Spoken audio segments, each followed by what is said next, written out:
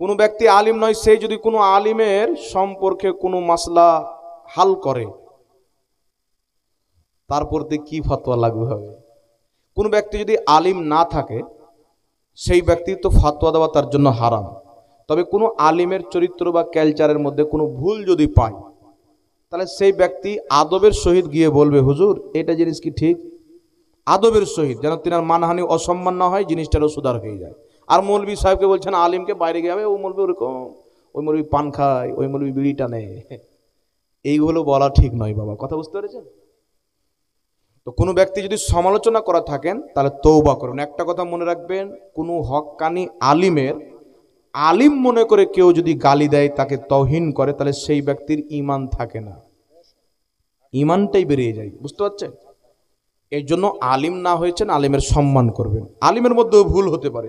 আমাদের সমাজের লোক মনে করে যে দুনিয়ার ভুল হবে, আমার বেটা মদ খাবে, গাঁজা খাবে, মাতাল হবে, আলিমের কেন ভুল হবে বলে তো?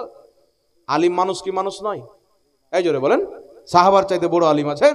তো সাহাবা তো রমজান মাসে রোজা ছেড়ে দিয়েছেন, নবীর কাছে এসেছেন, তওবা করেছেন, আল্লাহ মাফ করে দিয়েছেন। তার মৌলবীরও ভুল হতে পারে কি হয় না? তাহলে ওই নজরে দেখতে হবে, সবকে ক্ষমার দৃষ্টিতে দেখতে হবে, এগুলো মূর্খামু করবেন না।